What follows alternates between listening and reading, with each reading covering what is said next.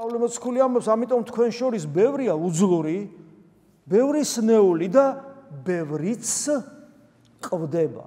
და მე მინდა გითხრათ, რომ ფიზიკურად ვინ როგორ მოკვდა და როგორ მოკვდებით მე არ ვიცი. შენს მრევლშიც ბევრი გარდაცვლილა, მაგრამ ეს როგორ ხდება მე არ ვიცი, მე ხო ჩემთვის ღმერთს არ გაუხსნია, მაგრამ ერთი რას 100%-იანი ჩანს ხოლმე, აი 100%-იანი ჩანს არის ის, თუ ადამიანი უღირსად ეზიარება, და ერთ-ერთი მთავარი სწორედ ეს არის.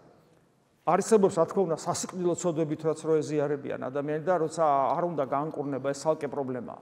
მაგრამ არის მეორე პრობლემა, როცა ადამიანს ამ პარტაუნული ხედვა დანარჩენებს, იცით რამდენი მაგალითი მაქვს ამისი?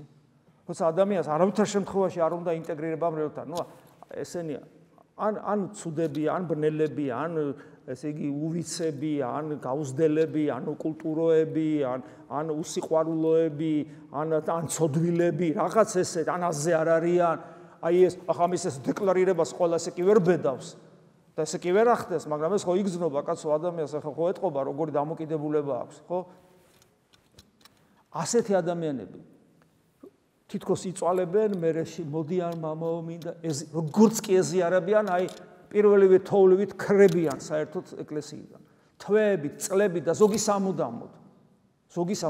და რას ნიშნავს ეს?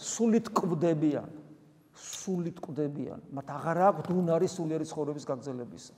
გესმით? ამიტომ ძალიან საშიშია და ამიტომ შეხედეთ თქვენ თავს, რამდენად სიმდაბლეში, რამდენად მორჩილებაში და რამდენად ცდილობთ, რომ ერთმანეთი გიყვარდე და თავი არ წამოწიოთ ხვებზე მეტად.